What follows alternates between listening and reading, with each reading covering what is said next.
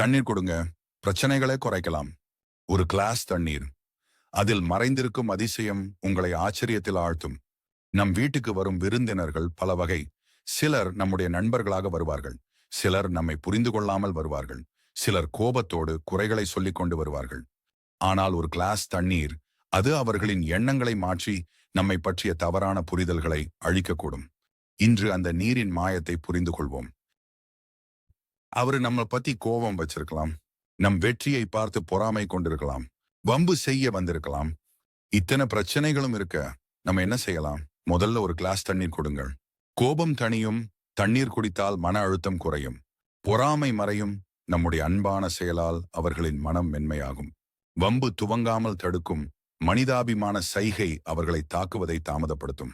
நம் முன்னோர்கள் இதை ஆயுதமாகவே பயன்படுத்தினார்கள். ஆமாம், இது சாதாரண பழக்கம் இல்லை. ஒரு மனோவிஞ்ஞான தந்திரம். ஒரு உதாரணம் பார்க்கலாம். ஒருத்தர் கோபத்துடன் உங்கள் வீட்டுக்குள் நுழைகிறார்.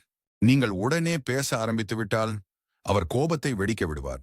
ஆனால் முதல்ல ஒரு கிளாஸ் தண்ணீர் கொடுத்தால் அவர் குடிக்கும் அந்த சில நொடிகளில் அவரது மூளை கூல் டவுன் ஆகும். அவர் பேசும் வார்த்தைகள் மாறிவிடும். இது ஒரு எளிய பழக்கம்.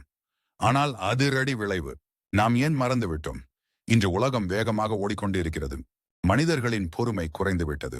சண்டைகள் விரைவாக வெடிக்கின்றன. உறவுகள் ஒரு கிளாஸ் தண்ணீர் குடிக்கும் நேரத்தில் முடிந்து விடுகின்றன.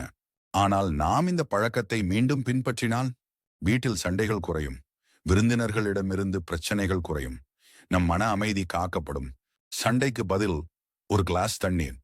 அடுத்த முறை யாராவது கோபத்துடன் வந்தால் நேரடியாக எதிர்பார்க்க வேண்டாம். முதலில் ஒரு கிளாஸ் தண்ணீர் கொடுங்கள். பிறகு பேசுங்கள். வித்தியாசத்தை நீங்களே உணர்வீர்கள். தண்ணீர் கொடுங்க. பிரச்சனைகளை குறைக்கலாம்.